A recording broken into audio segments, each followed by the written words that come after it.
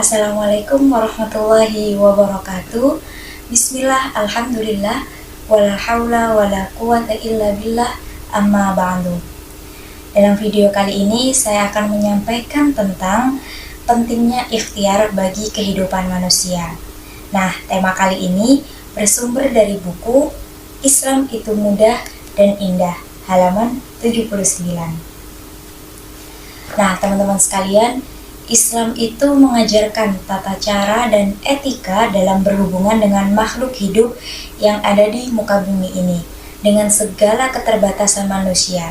Maka yang paling penting adalah bagaimana kita bisa memberikan manfaat bagi banyak orang, karena itulah sebaik-baik manusia yang beriman. Nah, teman-teman, ikhtiar sendiri itu artinya berusaha, bekerja keras, bergerak untuk menggapai sesuatu. Berikhtiar berarti melakukan sesuatu dengan segenap daya dan upaya untuk menggapai sesuatu yang diridhoi oleh Allah Subhanahu wa Ta'ala. Banyak sekali ayat yang menjelaskan tentang pentingnya manusia untuk berikhtiar, sehingga upaya yang dilakukan akan menjadikan kebaikan bagi dirinya maupun orang lain, serta bernilai ibadah di sisi Allah Subhanahu wa Ta'ala. Nah, salah satu ayat yang menjelaskan tentang pentingnya ikhtiar yaitu ada di surat An-Nisa ayat 32 yang artinya, janganlah kamu iri hati terhadap karunia yang telah dilebihkan Allah kepada sebagian kamu atas bagian yang lain. Karena bagi laki-laki ada bagian yang mereka usahakan dan bagi perempuan juga ada bagian yang mereka usahakan. Mohonlah kepada Allah sebagian dari karunia-Nya. Sungguhnya Allah Maha mengetahui segala sesuatu. Nah, dari ayat tersebut banyak sekali hikmah dan pelajaran yang bisa kita ambil. Salah satunya adalah sesungguhnya karunia Allah itu pasti akan datang kepada mereka yang senantiasa berusaha dengan bersungguh-sungguh dalam berikhtiar. Karena bagi orang-orang yang beriman, hasil dan karunia yang didapatkan itu jika tidak sesuai dengan apa yang ia perjuangkan, maka mereka tidak akan merasa kecewa. Karena mereka yakin bahwa ketetapan Allah berupa hal baik ataupun buruk merupakan karunia yang indah yang diberikan Allah kepada hamba-hambanya. Setiap muslim yang beriman dan yakin akan adanya hari pembalasan, maka mereka senantiasa berikhtiar dan memohon segala sesuatu kebaikan hanya kepada Allah Subhanahu wa Ta'ala. Dan ia yakin setiap langkah dan usaha yang ia lakukan itu tidak akan sia-sia karena akan bernilai ibadah di sisi Allah Subhanahu wa Ta'ala.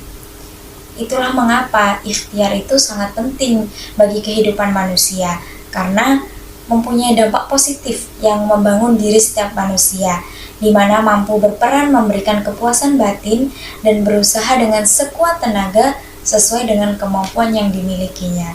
Jadi dengan memegang teguh sikap ikhtiar dalam diri kita, pasti apapun masalah yang dihadapinya itu akan selalu ada bantuan ataupun solusi dari masalah tersebut. Cerita pengalaman hidup yang beredar di sosial media juga membenarkan betapa pentingnya sikap ikhtiar dalam menjalani kehidupan ini. Nah, teman-teman sekalian, ada kisah yang sangat menarik dan banyak sekali pelajaran yang bisa kita ambil dari kisah ini, yaitu kisah tobat sang pembunuh 100 orang. Pasti kita sudah sering mendengar kisah ini ya, teman-teman. Nah, diceritakan bahwa dahulu itu ada seorang laki-laki yang telah membunuh 99 jiwa manusia. Kemudian dia ingin bertobat. Maka dia menemui orang yang dianggap mengerti tentang persoalannya. Akhirnya dia menemukan seorang pemuka agama atau pendeta untuk berkonsultasi. Maka laki-laki pembunuh itu bertanya, jika seseorang sudah membunuh 99 jiwa manusia, apakah ada jalan untuk bertobat? Dijawab oleh pendeta, tidak ada. Seketika dia membunuh pendeta itu, maka lengkaplah dia membunuh 100 orang. Kemudian dia bertanya kepada orang alim di daerah itu. Orang alim itu menunjukkan bahwa ada seseorang yang lebih alim lagi di tempat lain.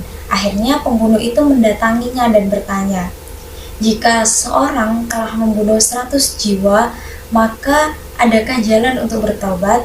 Dijawab oleh orang alim itu, ia masih ada kesempatan untuk bertobat. Tidak ada seorang pun yang bisa menghalangi orang untuk bertaubat. Pergilah kamu ke dusun sana, karena di sana banyak orang-orang yang taat kepada Allah Subhanahu wa Ta'ala. Berbuatlah kamu mencontoh perbuatan mereka.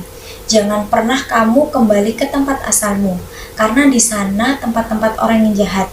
Akhirnya, sang pembunuh itu pergi ke desa yang baik itu. Di tengah perjalanan, belum sampai ke desa yang dituju, laki-laki itu meninggal. Kemudian terjadi perdebatan antara malaikat rahmat dan malaikat siksa. Malaikat rahmat berkata, dia orang baik. Kemudian malaikat siksa berkata lain, dia orang jelek, belum pernah berbuat baik sedikit pun. Terjadi perdebatan di antara mereka, lalu datanglah malaikat ketiga dan berkata, ukur saja jarak antara dusun jelek yang ditinggalkan dan dusun baik yang akan dituju. Dan ternyata mayat laki-laki ini lebih dekat ke desa tujuan atau desa yang baik. Akhirnya roh laki-laki ini berada dalam genggaman malaikat rahmat. Nah, itu tadi kisah dari sang pembunuh 100 orang.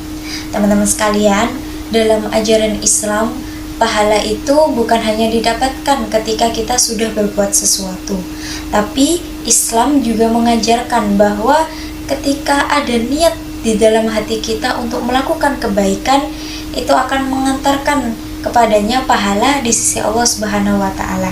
Seperti sang pembunuh tadi, baru saja dia berniat untuk bertobat kepada Allah, Allah ampuni dosa-dosanya.